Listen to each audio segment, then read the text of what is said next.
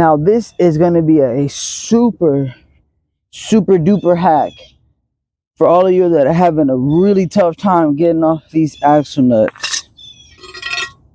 You got the gooseneck. What I want to do is you're going to set this in between your studs. Okay, you're going to position the breaker bar right against the floor, so as I rotate this kind of clockwise, it's against the floor.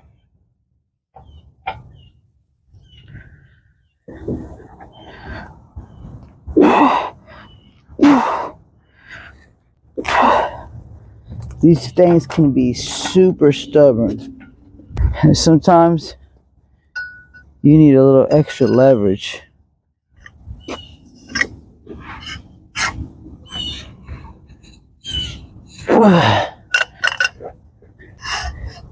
Now I'm using this breaker bar to give me maximum leverage.